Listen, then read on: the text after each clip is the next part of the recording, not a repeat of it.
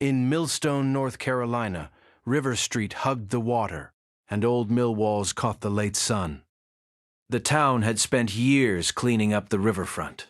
Now the empty brick sheds held galleries, a bookshop, a bakery, and a new arts cafe called the River Route. Herman Price worked 2 blocks off the street in a low tin building with a red door. His shop smelled like paint, turpentine, and coffee. He made hand-lettered signs for stores, trucks, and church fairs. He painted straight lines and bright letters, then stood back and checked them from across the room. If a line wobbled, it bothered him all day. In early October, Maggie King, the owner of River Route, came into his shop with a sketch rolled under her arm. "I want something people will look up at," she said. "Not just another sign on the wall." She spread the sketch on his table. It showed a giant wooden canoe, long as a small car, hung high over River Street outside her cafe. The canoe had once belonged to a guide on the French Broad River. A retired ranger had found it in a shed, and Maggie had bought it at a county auction. Herman stared at the drawing. "That thing is going to hang over the sidewalk?" "Yes," Maggie said. "Right here. Folks will see it from the bridge. It will pull people in." Herman rubbed his chin. "It will pull eyes, sure, but it also has to stay up there." Maggie gave him a quick smile. "That is why I came to you. People say you can make a sign stay put in a storm." He went with her to the cafe that same afternoon. The place was still new. Workers were outside on ladders, and the smell of fresh wood mixed with the smell of wet river stone. Above the front door, a steel frame stuck out over the sidewalk, like a long arm. The canoe had not been lifted yet. It waited on sawhorses in the alley, pale cedar with old scratches on its belly. Herman circled it twice. He tapped the wood, the bolts, the chain links. "This frame is older than your cafe," he said. "Maybe older than the streetlights." Maggie looked uneasy. "Can you steady it?" "I can steady it," Herman said. "But I want better bolts. And a new brace on the east side. This old mount has rust in the wrong places." From the brewery across the street, a man in a dark cap stepped out and wiped his hands on a rag. His name was Ben Carter, and he fixed tanks and metalwork at Stone Hollow Brewery 2 doors down. "If you need steel, call me," Ben said. "I can weld a support plate this week." Maggie looked from one man to the other. Can it be ready by fall art crawl? That was the whole problem. The crawl was the biggest weekend in Millstone. Stores stayed open late. Bands played on porches. Food trucks parked by the river. People came from 3 counties to walk up and down River Street with paper cups of cider and maps full of gallery stops. If the canoe was not ready, Maggie would lose her opening crowd. If it fell, the town might shut the whole block until the city crew checked the building. Herman took off his cap and scratched his head. "Ready enough," he said. "But I want time to do it right." Maggie nodded at once. "You have 2 weeks." The next days were hot for the season.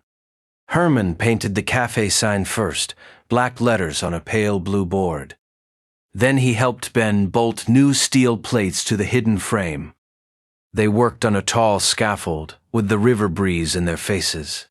Ben used a small welder from his truck, and Herman held the metal with thick gloves, while sparks jumped orange in the air. Maggie stayed close with a tape measure, a flashlight, and coffee in a paper cup. The canoe was lifted at last on a clear Thursday morning. 3 men from the hardware store used a small hoist and a set of straps. The old boat rose slow and careful, nose first, until it hovered over the sidewalk. Herman guided the chains with one hand and watched the level line with the other. When it sat in place, the whole street seemed to look up. "That," Maggie said, breathless, "is exactly what I wanted." Herman did not answer right away. He watched the boat sway once, just a little, in the breeze. "It looks good," he said. "Now let us keep it that way." For a week, it did stay that way. Kids pointed at it on their way to school. People took pictures under it. A pair of tourists from South Carolina asked if it was a real canoe from the river. Herman, walking by with a box of paint cans, heard Maggie tell them yes and almost yes at the same time. Then Friday came, the night of the art crawl. By 6 o'clock, River Street was full. Lights glowed in the windows. A bluegrass trio played on the corner under a beer tent. Rain had passed at sunset, leaving the bricks dark and the river smell sharp in the air. Herman stood inside his shop, finishing a sign for a bakery 2 blocks away, when he heard the first hard gust push against the front glass. He looked up. The trees on the bank bent toward the river. The hanging flag snapped once and went still. Then another gust rolled down the street, colder than the last. Herman set down his brush. He had not even reached the door when he heard the sound that made his stomach drop, a dry metal clank from above the cafe. He stepped outside and looked up. The canoe was moving more than it should. Not much, just an inch here and there, but enough. The east chain had a little slack. The old mount on that side was pulling loose from the steel beam. A woman below him said, "Is that supposed to do that?" "No," Herman said. Then, louder, "Back up!" Everybody back from the cafe front. The crowd did not move at first. People were busy with food, drinks, and phones. A little boy stood right under the boat with a paper cup of popcorn in his hand. Herman ran to him and pointed hard toward the bakery door. "Inside, son. Now."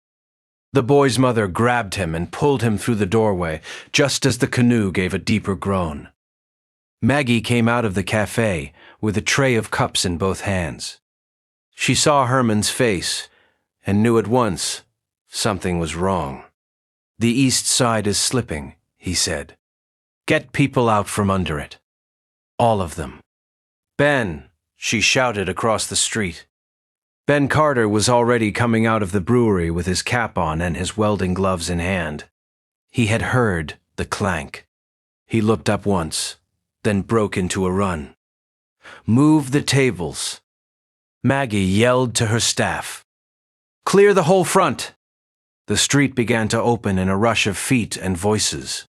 A guitarist stopped playing. Someone near the river shouted for everyone to get under the awning. The wind pushed again, and this time the canoe swung hard to the left.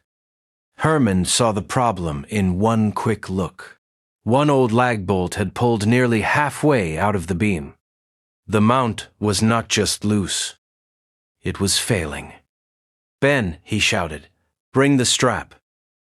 The long one. Ben was already at his truck, yanking open the side box. He came back with a wide steel strap, a small welder, and a battery light. Maggie grabbed a toolbox from the cafe and threw him a wrench. "What do you need?" she asked. "A hand and a clear street," Herman said. He ran to the scaffold on the cafe side. The metal steps were slick from the rain that had started again, a fine, cold mist blown sideways by the wind.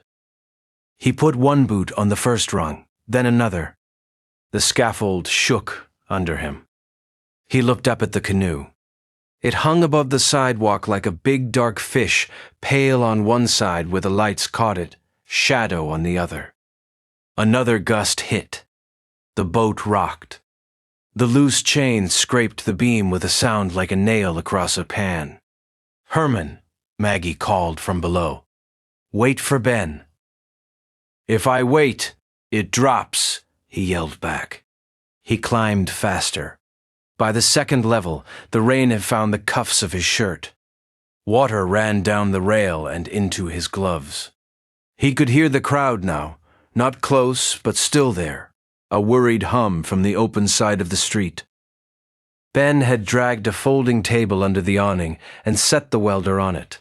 He snapped on a face shield.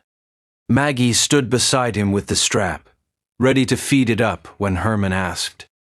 Herman reached the top platform and crouched low. The canoe was only a few feet above his head. Up close, he could see the old wood, wet and dark, with repair marks in the grain. A crack ran through the hidden edge where the beam met the chain plate. He swallowed once and touched the beam with the side of his hand. "Do not move," he muttered, as if the boat could hear him. Another hard gust pushed the canoe toward the street. Herman grabbed the chain with both hands and leaned his shoulder into it. The wet wood shoved back. His boots slid an inch on the platform. Below, Ben shouted, "I got your side!" A strap rose up toward Herman, guided by Maggie's hands. He caught it, looped it around the canoe's forward support, and gave 3 quick tugs.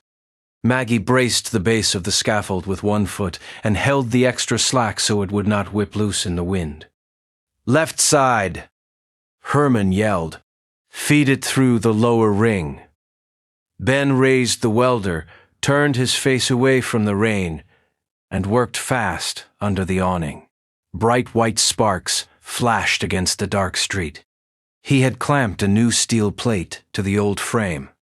It was not pretty, but it would hold if the weld took. The canoe creaked again. Herman looked down and saw the beam edge split another little bit. A nail head popped out and spun away into the rain. Ben. "More heat." "I am giving it all I have," Ben shouted back. Maggie climbed 2 steps up the scaffold without asking. Herman almost told her to get down, but she was already there, soaked and steady, holding a heavy pipe wrench in one hand and the flashlight in the other. "Tell me where," she said. "Hold that strap tight," Herman said, "and do not let go."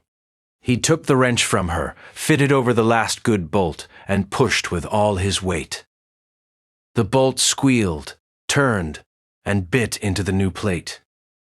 His arms shook. The boat above him gave one slow sway, then stopped halfway through it, caught by the strap Ben had set below and by Maggie's grip on the slack. For one long second, nobody spoke. Then Ben's weld flashed one more time, and the strap went still. The new plate held. Herman kept one hand on the chain and looked at the canoe. It no longer leaned toward the street. It hung straight again, rain beating on its back, lights shining across the wet wood. Below, the crowd let out a burst of cheers and shaky laughs. Someone clapped. The guitarist started up again in the middle of the noise, then stopped because he was laughing too hard. Maggie sat down on the scaffold step and let out one long breath. Ben looked up at Herman. "You done?" Herman wiped rain from his face with the back of his glove. "For tonight." "That is not an answer I like," Ben said. Herman gave a tired grin. "It is the only one I have." They did not leave the canoe alone that night. Ben ran another brace to the frame, and Herman checked every bolt by hand while Maggie kept the street clear. The art crawl went on, but people walked past the cafe in smaller groups now, stopping to look up at the giant canoe and the man and woman still moving around under it, like workers on a bridge. By 10 o'clock, the wind had died. The rain stopped. The street smelled like wet brick, coffee, and sawdust. The canoe stayed up. The next morning, Herman came back early with a ladder, a tin of black paint, and a small brush. Ben was there already, welding a clean second brace to the hidden frame. Maggie handed Herman a cup of coffee and pointed at the new steelwork. "I was thinking a simple plaque," she said. "Nothing fancy. Just the date, the name, and who fixed it."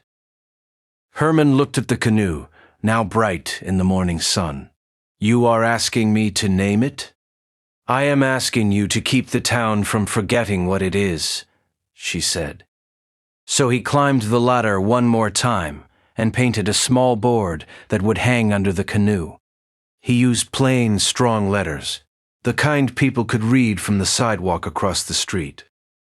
"The Canoe Above River Street." Below that, in smaller letters, he added the date of the art crawl and the names of the shop, the brewery, and the town. When he finished, Ben came over and looked up. Maggie stood beside him with her arms folded. A few early walkers had stopped on the sidewalk. One of them pointed and smiled. "That is a good landmark," the woman said. Herman climbed down and capped his paint can. He was tired in every joint, but the kind of tired that comes after hard work, not after fear. That afternoon, people kept coming. They took pictures under the canoe and posted them online.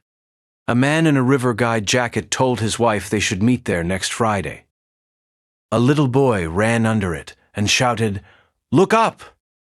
Maggie put a brass plaque on the wall beside the door. It gave the old canoe's story, short and plain. Ben added one last steel brace where the casual eye would never notice it. Herman painted the brace the same color as the frame, so it would disappear into the shape. By the end of the weekend, no one in Millstone called it the new cafe sign anymore. They called it the Canoe. "See you under the canoe," people said. "Turn left at the canoe. Meet me by the canoe on River Street." Herman heard it all and said little. He just walked past now and then with his paint kit, checked the bolts, and looked up at the boat holding steady above the crowd. It was not beautiful in a neat way. It had scratches, old marks, and a fresh steel brace. But it belonged there now. It turned an empty stretch of street into a place people remembered. One evening when the sun dropped behind the mountains and the river lights came on, Herman stood across the street with a paper cup of coffee and watched the canoe glow in the warm cafe light. Music drifted out through the open doors. People laughed inside. The street was busy and safe and alive. Maggie came out and leaned beside him at the curb. "You were right," she said. Herman watched a pair of visitors stop under the canoe and point their phones up at it. "About the bolts?" "About the part where it would pull people in," she said. He took a sip of coffee and smiled a little. "I was also right about the better brace." Maggie laughed. That, too. Above them, the canoe hung quiet and solid over River Street, like it had always been there.